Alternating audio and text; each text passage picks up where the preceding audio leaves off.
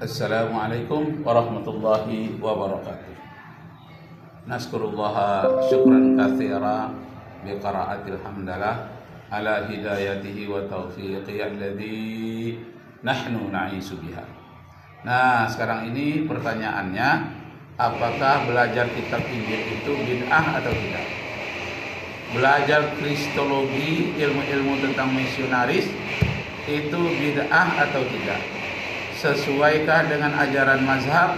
Sesuaikah dengan ajaran Nabi?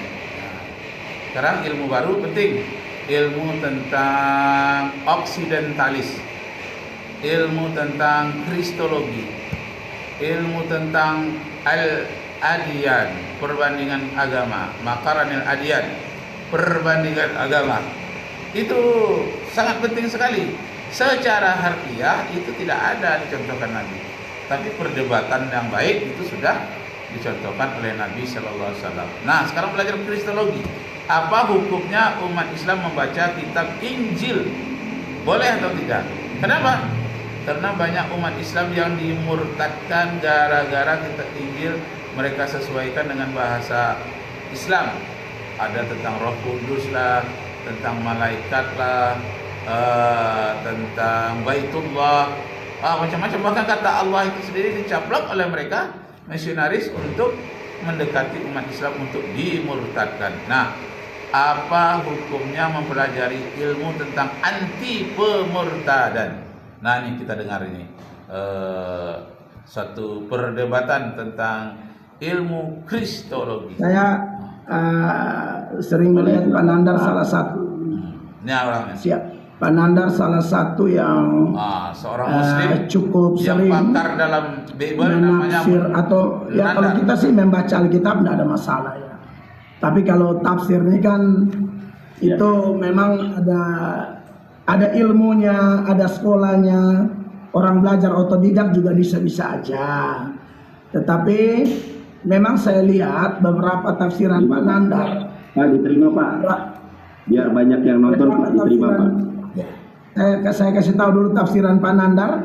Nanti Pak Nandar koreksi apakah yang saya tonton itu benar atau tidak. Boleh Pak. Kemarin kan rame tuh debat Pak Donditan sama Pak Budi Asali sama Pak Istra, Yesaya 53. Ya. Dan Pak Donditan dan tim Nah, Bapak Ibu saudara-saudara sekalian, saya juga telah mendalami ilmu kristologi ini selama 30 tahun. Dan saya mengajarkan kristologi ini 20 tahun di perguruan tinggi. Karena ada satu perguruan tinggi swasta di Pekanbaru yang banyak non-muslimnya. Maka pemilik perguruan tinggi itu mengatakan kepada saya, katanya, Pak Rakib tolong ajarkan tentang perbandingan agama dan kristologi. Tidak bisa belajarkan tentang agama Islam karena lebih 50% mahasiswanya non-muslim. Kita harapkan dengan perbandingan agama itu mereka mengetahui tentang Islam. Syukur-syukur kalau ada di antara mereka yang bisa mendapatkan hidayah. Maka saya kajilah ayat-ayat Al-Quran, juga Injil tentang perbandingan. Misalnya di dalam kitab Kidung Agung pasal 5 ayat 10 sampai ayat 16, yang di dalam ayat itu dikatakan ciri-ciri Nabi akhir zaman itu dia membawa 10.000 tentara, 5.000 sebelah kiri, 5.000 sebelah kanan, yang pipinya putih kemerah-merahan, namanya Muhammad, hikama mitakim Muhammadin, wihullah Muhammadin. Itu di dalam kitab Kidung Agung, itu Psalm, itu nyanyian Nabi Sulaiman. Jadi kitab Zabur, bukan kitab Taurat. Dalam kitab Zabur itu disebut dengan wa kullu Muhammadin. Jadi ada kata Nabi Muhammad. Nah, ini saya sampaikan ilmu tentang kristologi antara lain mengajarkan tentang nama Nabi Muhammad di dalam kitab Zabur. Namanya kitab Kidung Agung pasal 5 ayat 5 sampai ayat 10 sampai ayat 16. Dan kemudian di dalam kitab Taurat sendiri disebut tentang Nabi Muhammad itu umpamanya di dalam kitab Ulangan. Di dalam kitab Ulangan pasal 18 ayat 18. "Hai Musa, seorang nabi akan kubangkitkan di antara orang yang bersaudara dengan Bani Israel, yaitu Bani Ismail. Di antara orang yang bersaudara bukan denganmu, bukan di kalangan Bani Israel yang bersaudara denganmu, tapi antara orang yang bersaudara denganmu. Ciri-cirinya dia serupa dengan aku," kata Nabi Musa, "yaitu sama-sama menjadi panglima di medan perang, jelas kelahirannya dan jelas kematiannya, punya keturunan dan membawa kitab yang jelas." Nah, itu keserupaan. Paling tidak ada 10 keserupaan Nabi Musa dengan Nabi Muhammad, tapi berbeda dengan Nabi Isa. Nabi Isa kelahirannya tidak begitu jelas, kematiannya juga tidak begitu jelas. Ayahnya tidak begitu jelas, ibunya saja yang jelas. Keturunannya tidak jelas, dan kemudian halal haram yang dia bawa juga tidak jelas. Di satu saat katanya ini halal segalanya, tapi di yang lain dikatakan haram. Nah, kemudian di saat lain dia memakai kitab perjanjian baru, di satu saat pula memakai kitab perjanjian lama. Kalau perjanjian lama tentang halal haram itu umpamanya disebutkan dalam kitab Imamat pasal 11 ayat 7 dan ayat 8, kitab Ulangan pasal 14 ayat 7 dan ayat 8. "Inilah binatang yang tidak boleh kamu makan, namanya babi. Dagingnya jangan kamu makan, bangkainya jangan kamu sentuh. Haramlah itu semuanya bagimu." Itu Imamat pasal 11 ayat 7 dan ayat 8. Kemudian kitab Ulangan juga pasal 14 ayat 7 dan ayat 8. Kemudian kalau di kitab perjanjian barunya namanya di dalam kitab Markus pasal 5 ayat 13, bahwa binatang yang haram itu sangat mudah dimasuki oleh roh-roh jahat. Sehingga pernah seorang yang kesurupan, nah Nabi Isa memindahkan 2000 roh jahat itu ke dalam tubuh babi. Kenapa babi itu binatang bertaring, binatang kotor, sangat mudah dimasuki oleh roh-roh jahat. Nah, ini antara lain tentang pembelajaran kristologi. Pertanyaan, apakah pembelajaran kristologi itu bid'ah? Pembelajaran tentang perbandingan agama itu bid'ah? Ikut mazhab atau ikut Nabi? Mazhab siapa yang membolehkan, kalau Nabi membolehkan atau tidak? Karena ada orang yang mempertentangkan antara mazhab dengan Nabi. Padahal mazhab Nabi itu mau diikut dengan sebaik-baiknya hanya melalui mazhab yang terpercaya. Lahirnya mazhab itu supaya orang jangan keluar dari mazhab Nabi. Itulah gunanya lahir mazhab itu. Kalau enggak, mengapa itu lahirnya mazhab Hanafi, Maliki, Hambali, Syafi'i, Hambali? Kenapa? Kalau bukan untuk memagari umat supaya jangan keluar dari mazhab Rasulullah. Mazhab Rasulullah ini dipelajari, disampaikan kepada umatnya supaya tidak bertentangan dengan mazhab Allah. Tapi ke mazhab Allah nggak patut kita katakan firman Allah yang wajar. Nggak sopan kalau kita katakan mazhab Allah. Kepada Nabi Muhammad kita sebut mazhab Nabi juga tidak wajar, tidak bagus. Kepada Nabi itu sunnah Nabi. Nah, kemudian bagaimana mazhab sahabat juga tidak cocok, tapi karena dia bukan mengadakan penelitian yang betulnya qaulus sahabah. Nah, tabi'in baru kita sebut dengan mazhab. Gunanya lahir mazhab itu agar membentengi umat supaya jangan keluar dari sunnah Nabi. Sunnah Nabi itu memperjelas Al-Quran supaya umat tidak keluar dari apa yang tercantum di dalam Al-Quranul Karim. Allahu Akbar, Allahu Akbar.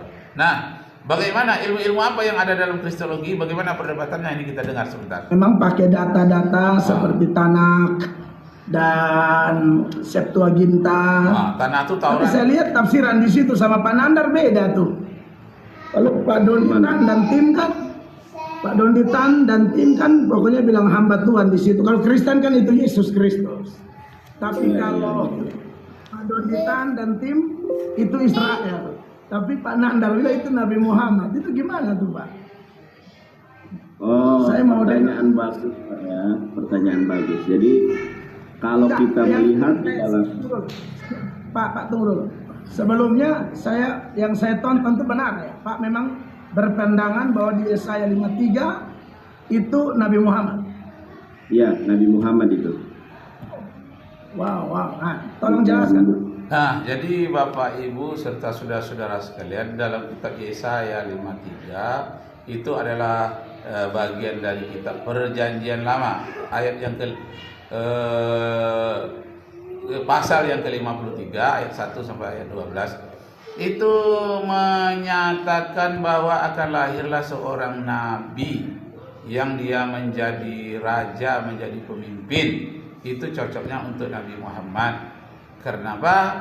Karena untuk Nabi Isa tidak cocok, karena dia tidak pernah jadi pemimpin. Nabi Isa ini tak pernah menjadi raja dalam artian jadi penguasa, sedangkan Nabi Muhammad menjadi penguasa, terutama setelah beliau pindah ke Madinah, di mana beliau membuat satu konstitusi namanya Piagam Madinah dan mempunyai hukum dasar namanya konstitusi. Dan kemudian beliau ini mempunyai hukum-hukum yang lain, termasuk tentang perdagangan, tentang persatuan, tentang ibadah, dan banyak hal yang berkaitan dengan penyempurnaan ajaran Islam. Sebagaimana surat Al-Maidah ayat 3 itu, al-yawma akmaltu lakum dinakum wa atmamtu alaikum nikmati wa raditu lakumul Islam madinah. Nah, sekarang kita dengar bagaimana ini perdebatan Nadar ini dengan seorang pendeta dengan kami. Ya baik. Jadi kalau masalah bukan Israel, bukan Yesus. Ya. Bukan Yesus. Bukan. Bukan Israel juga. Ya kalau ya nanti saya jelaskan Pak ya, boleh Pak? Silakan Pak. Silakan Pak Nanda. Iya.